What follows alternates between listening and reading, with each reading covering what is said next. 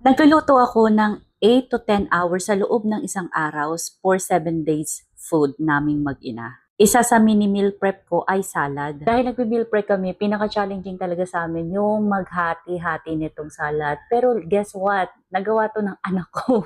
Anak ko lang, lahat ng mga to. And talagang chop na chop siya. Kasi pag ako yung gumawa nito, abutin ako ng ilang oras. And dahil dito, napadali yung buhay namin. Matagal na to sa akin, hindi ko pinapansin kasi ang dami niyang hugasan pagka i-chop mo lang naman yung mga gulay tapos konti lang i-chop mo, ang daming hugasan kaya hindi ko masyadong ginagamit. Tapos nung nag-meal prep na ako, dun na, life changer talaga siya. May mga tatlong sizes ng cutting yan pero ito yung pinaka-favorite ko kasi alam mo yung cut ng parang sa pansit, yan yung gusto kong mga cut kasi hindi ko na kailangang umeport na ngumuya kasi alam mo naman yung panguya natin, hindi siya ganun kaganda. Hindi ko to i-recommend as a lazy nanay na gamitin to araw-araw just because you want to chop something. Siguro pag marami kayo sa bahay tapos marami kang lulutuin, pwede to, laking ginhawa. But pag araw-araw tapos kayong dalawa lang yung lulutuan mo, hindi siya advisable kasi ang dami mong huhugasan. Pero kagaya kong nag-meal prep, ay best friend ko ito, pinaka best friend ko sa nanangutang na hindi na nagbayad.